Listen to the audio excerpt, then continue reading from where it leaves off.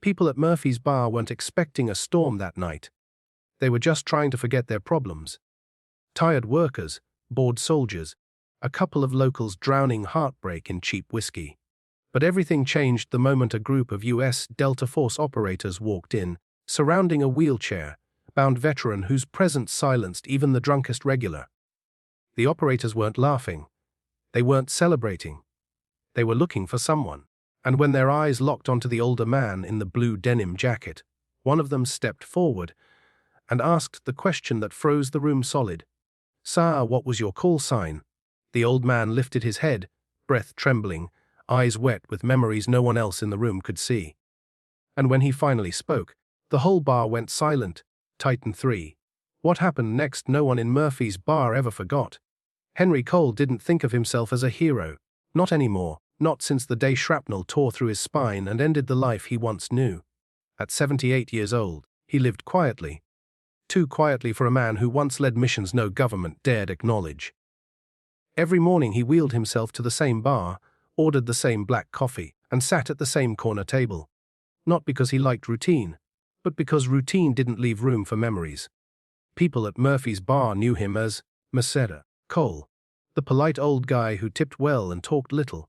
They didn't know about Titan Unit. They didn't know he once commanded a 3-man team responsible for rescuing American hostages from places that officially didn't exist. He kept it that way on purpose. But tonight, fate didn't care about his desire for quiet.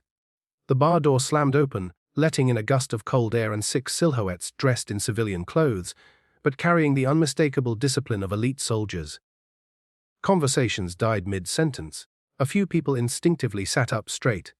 3 stood in front, younger, maybe early 30s, muscular, sharp-eyed, the kind of men who could break bones without losing breath. Behind them came 2 older operators who carried scars instead of arrogance. And between them, the one who grabbed everyone's attention, a broad-shouldered young sergeant with a shaved head and a mustache that gave him the look of a man carved from steel.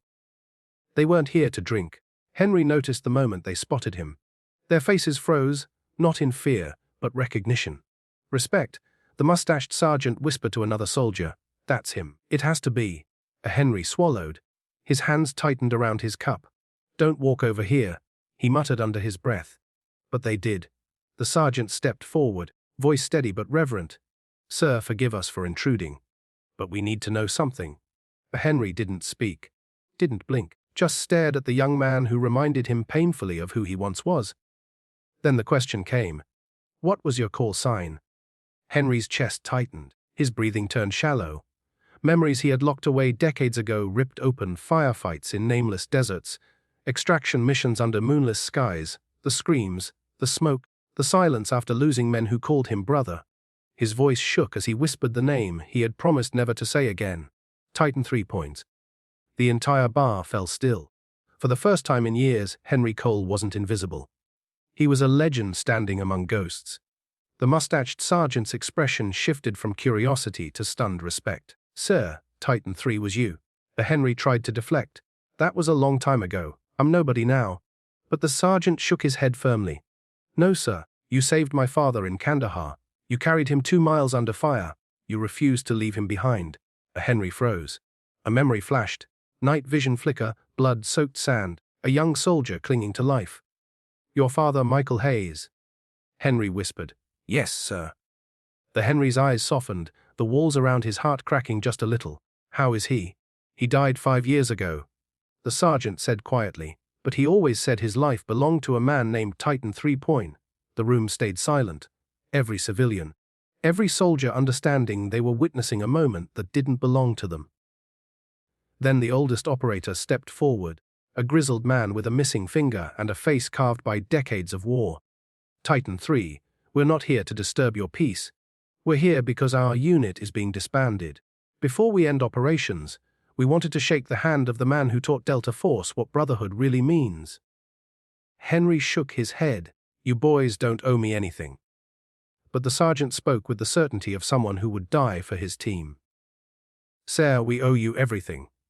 Because of you, we grew up believing that leaving a man behind wasn't just a rule. It was a promise." Henry's throat tightened.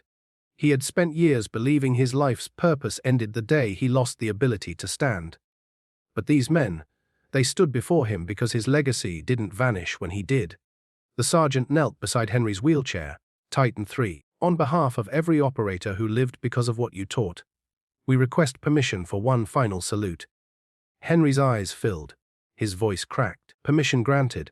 All 6 men stood in formation, back straight, chests out, and in the middle of Murphy's bar, surrounded by stunned civilians, they delivered a full military salute to a man who hadn't been saluted in decades. Henry trembled. For the first time in years, he felt something he thought he'd lost forever worth.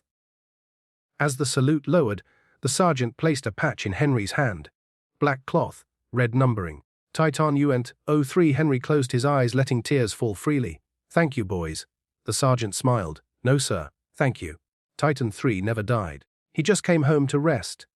And that night, in a tiny bar that smelled of beer and old memories, an aging veteran finally understood the truth. A hero's body can break. A hero's uniform can fade. But a hero's legacy, that lives on in the men they shaped.